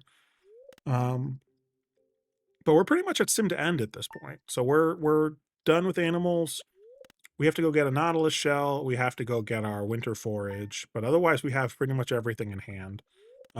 We used our cookout kit to make our maki roll and our fried egg on pig day because again we had all the time in the world to do literally anything else. Fortunately, at that point, there's not a lot to do. Um, Winter 4 is the day that the nautilus shell spawns. I think on the seed. It's either that or it's the day that the crystal fruit spawns in the seed. I can't remember. I think it's the nautilus shell. Um, Everybody has a crab cake that they get to go eat, so everyone can run a little bit faster. Um, P2 is going to run up to the mountain because that's where our crystal fruit in this map spawns. We actually, there just isn't another one. It's one of the struggles again. Oftentimes you seed these runs specifically for like weather or for crop manip or fairies. You might not seed often for specifically all the forage to be in like ideal spots, or you would just limit the seed space too much. So everyone gets their turn-ins. P3 is trying to desperately get all the previous turn-ins done so that they're ready to go at the time of P2 being ready, so that everyone can do sort of simultaneous turn-ins. Again, you get to see the difference here between clicking out versus not clicking out. And then the time ends on flash.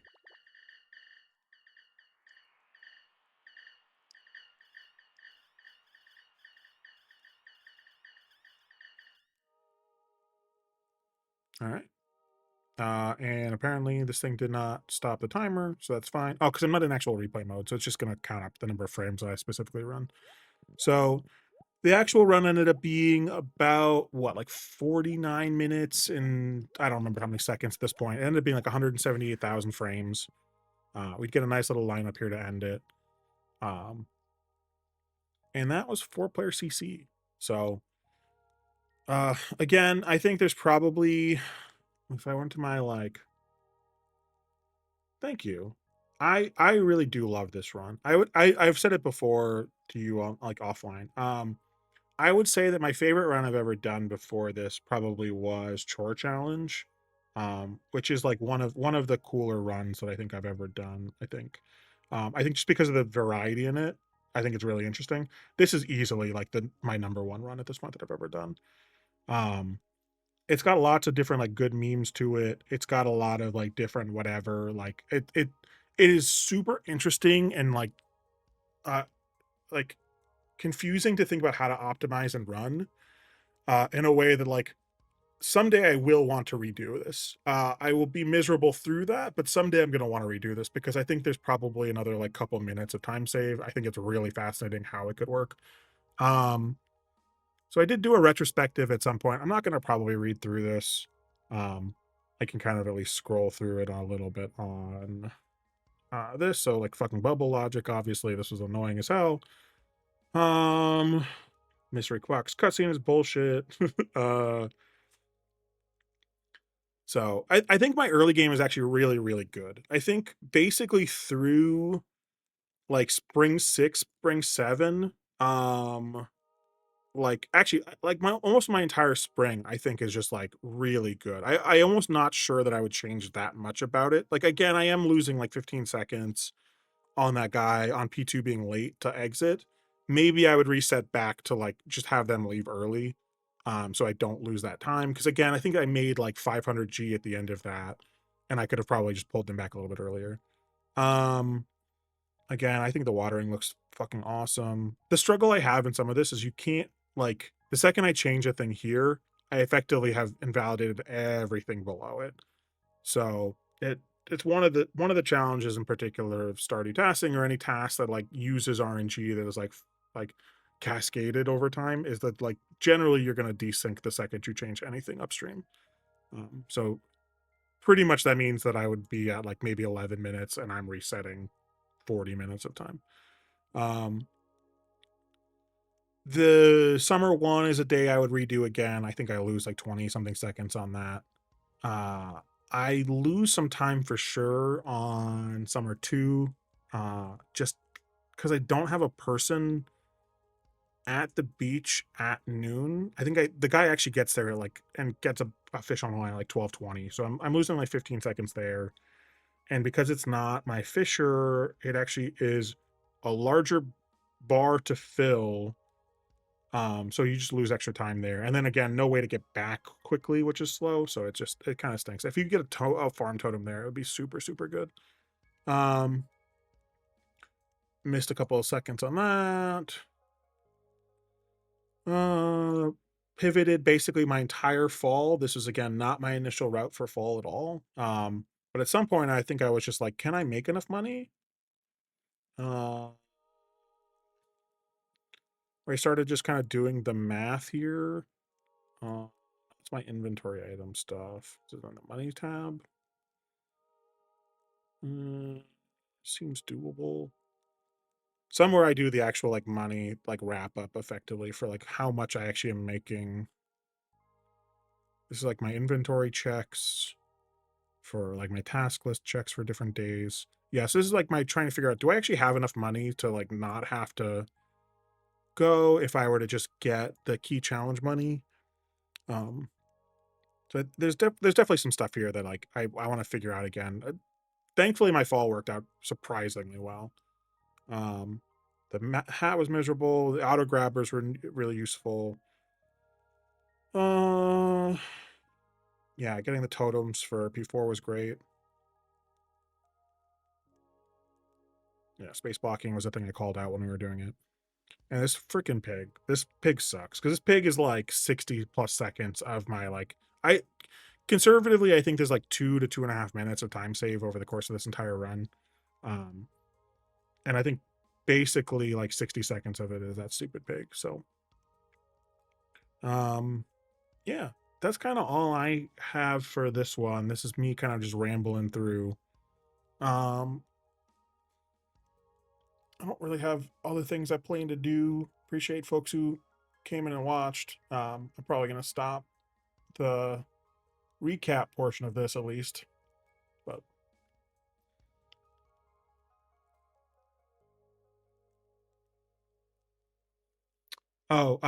so great question in the chat. I did try to call this out a little bit early. I don't like running the cart. So you're totally valid. You could totally run cart. Cart would probably cut this down dramatically. I find cart to be kind of a degenerate strategy, right? Like the solution to all things is to just seed better for the cart in a way that I don't find super interesting, right? I don't have to deal with animal RNG. I don't have to deal with catching most of the hard fish or like most of the time locks basically vaporize if you go for the cart. Um, so to me, I I think you're obviously right. It would be super fast to do cart for something like this. Um, but I don't think it would be a good watch because effectively all you would just do at that point, right? Um, just for the truffle, yeah. But like when I'm just if I'm just gonna do it for the truffle, why would I not do it for the bream too, right? Why would I not do it for I don't know a duck feather and a duck, right? Like it cascades very quickly to the point of like in my mind you're either gonna do it for one thing or you're gonna do it for nothing. So like effectively what it would be, right, is you would just come through and like every single day would just be walking the bottom of the farm out. I don't know why I chose this path of all things I could do to walk through this. Is the most annoying way to do this.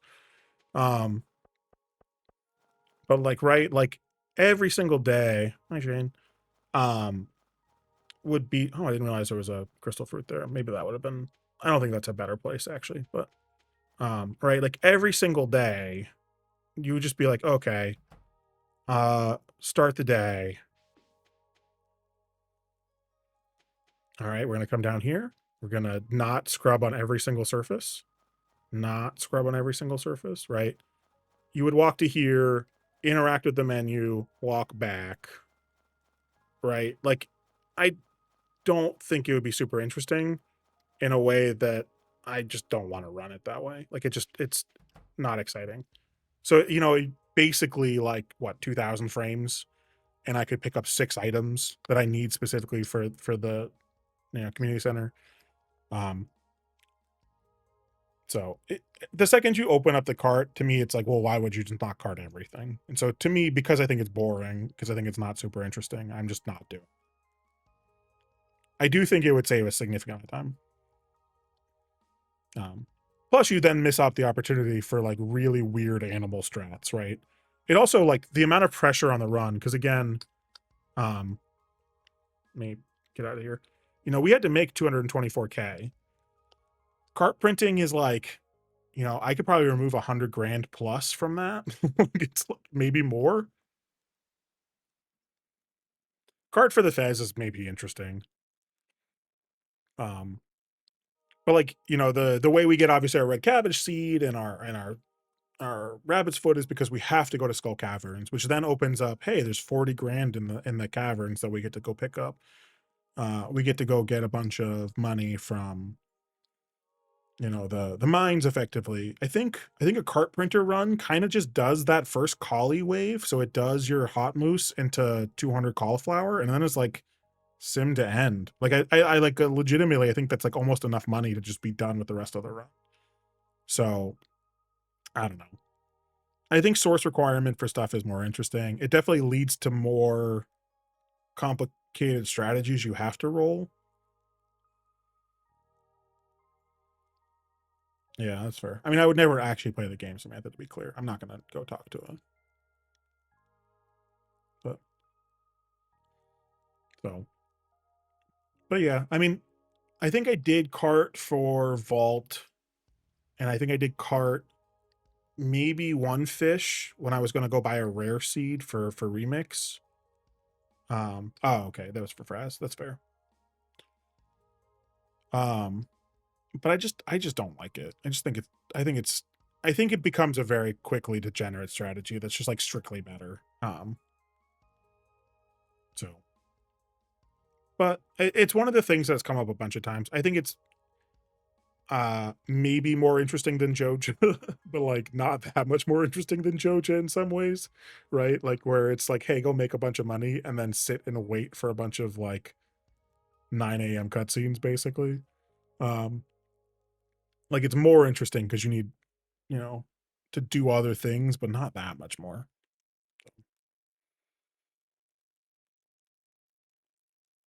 Other thoughts, questions people have? I guess this is all still in because I'm happy to have that as part of the explainer too.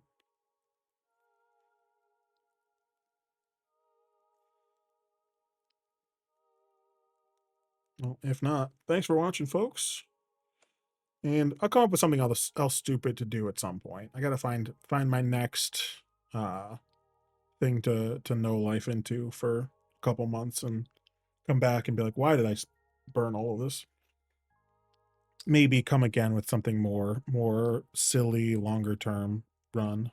Yeah, of course. All right. Well, that'll be it.